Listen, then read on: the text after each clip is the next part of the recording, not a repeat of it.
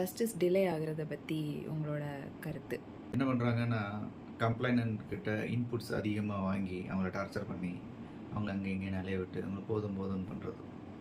இது ஒரு kind of strategy. ஒருத்தங்க வந்து நம்மளை தொல்லை பண்ணுறாங்கன்னா, நம்மக்கிட்ட ஒரு வேலை சொல்கிறாங்கன்னா, அந்த வேலைக்கு இன்புட் வாங்கி அவங்கள டயர்டாக்கி அனுப்பி வைக்கிறது. வைக்கும்போது அவங்க ஃபர்தராக நம்மளை டார்ச்சர் பண்ண மாட்டாங்க. இப்போ பிஸ்னஸில் எடுத்துக்கிட்டிங்கன்னா கூட, ஒரு வேலையை செய்கிறதுக்கு ஒருத்தங்கள்ட்ட நீங்கள் ஏவுறீங்கன்னா, அவங்க உங்கள்கிட்ட இன்புட்ஸ் கேட்டு கேட்டு உங்களை கஷ்டப்பட்டு இல்லை பால் அவங்க கோர்ட்டில் தள்ளி விடுறது. அதாவது நீ கொடுத்துட்டீங்க, ஓகே ஃபைன், இது வரைக்கும் நான் டேட்டா ப்ராசஸ் பண்ணிட்டேன், இனி நீங்கள் இதை ஒன்று பார்த்து சொல்லுங்கள் அப்படின்னு உங்கள் சைடு பாலை திருப்பி விட்டு உங்களை டேடாக்குறது.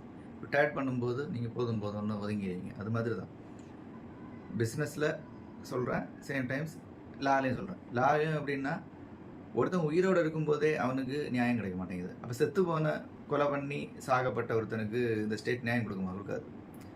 அதையும் போட்டு அலைய வச்சு அது கேட்குறதுக்கு யாரும் இருக்க மாட்டேன். இங்கே கேட்குறதுக்கு நம்ம கம்ப்ளைண்ட் பண்ணிவிட்டு நம்ம பின்னாடி அலையிறோம், கேட்குறதுக்கு நம்ம இருக்கிறோம். இருந்த அப்புறமே ஜஸ்டிஸை டிலே பண்ணுறாங்க, டினை ஆகுது, கண்டுக்காமல் இருக்காங்க, அதோட சீரியஸ்னஸை புரிஞ்சிக்காமல் இருக்கிறாங்க. அப்படி இருக்கும்போது செத்து போன ஒருத்தனுக்கு கேட்குறதுக்கு ஆளே இல்லாத ஒருத்தனுக்கு வந்து கொலை பண்ணவனை தண்டிப்பாங்களா? இல்லை அவங்கள ஃபாலோ பண்ணி அந்த கேஸை க்ளோஸ் பண்ணி அவனை தண்டனை கொடுப்பாங்களா? ஏன்னா அந்த கேஸ் வந்து ஸ்டேட் மேலே இருக்குது. ஸ்டேட்டுன்னா கவர்மெண்ட் மேலே அந்த கேஸ் இருக்குது. நடக்காது இல்லையா? அது மாதிரி தான்.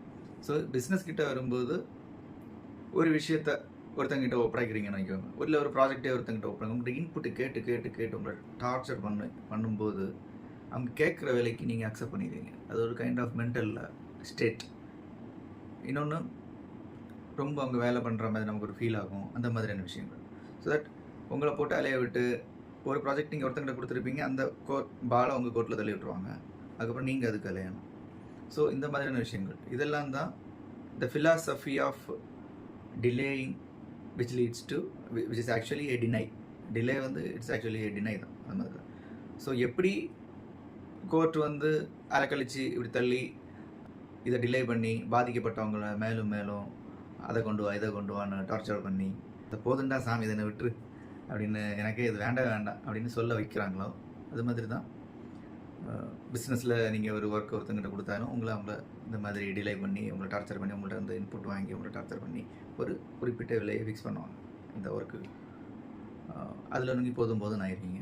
இப்போ லா சைடு வந்துட்டிங்கன்னா போதும் போதும் அதை விட்டுருவீங்க.